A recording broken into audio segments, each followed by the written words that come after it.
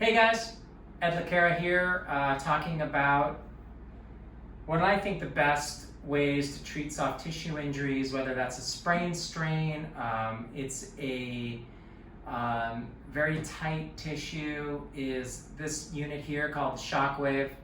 This is a Storz Medical D100 focused Shockwave. There's a couple different Shockwave units out on the market. This, in my opinion, I've gotten the best results with. I've tried many of them. The reason that I bought this last year was because I get a lot of patients with tendinopathies, with tendinosis, with soft tissue injuries that need healing from the inside out, and this allows me to do that. There is a little bullet that sits in here, and when I turn this on,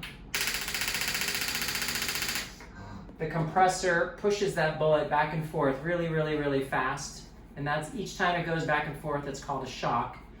So we send so many shocks into the tissue, and what that does is it creates an environment of increased blood flow, increased stress on the tissue, and increased stem cell production. So some recent studies have shown by using this I can help meniscus in the knee to regenerate. I can break down calcification in like a calcific tendinopathy. I can help tendons heal much faster.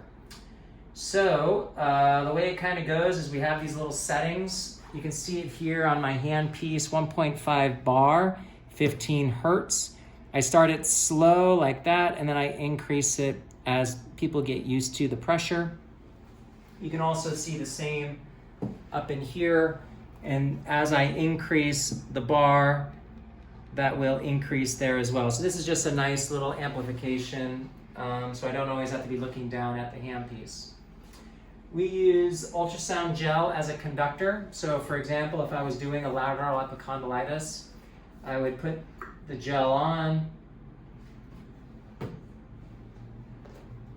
I'll start at very low bar, 1.5.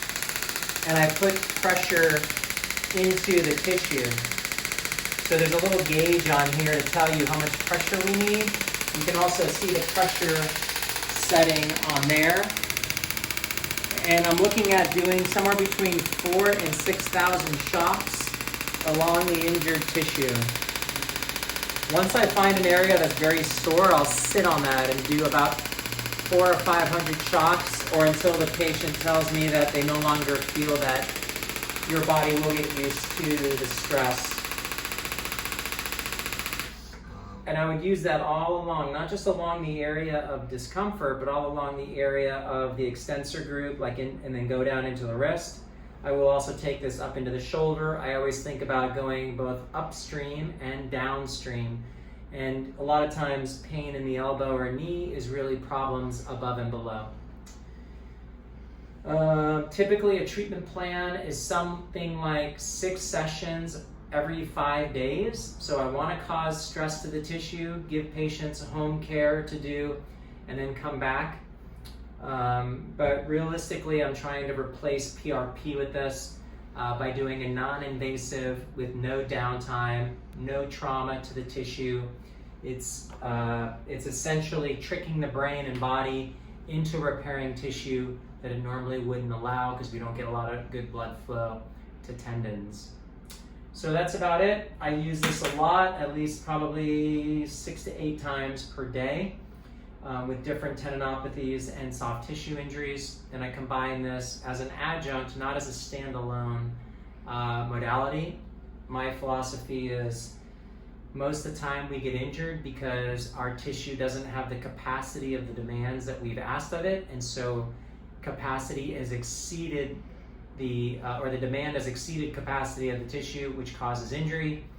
So instead, I want to use this to get healing going, but I want to strengthen tissue so that its new capacity is higher and can tolerate what we're asking of the tissue. So that's it. If you have any questions, reach out. Shockwave therapy, very beneficial for soft tissue injuries.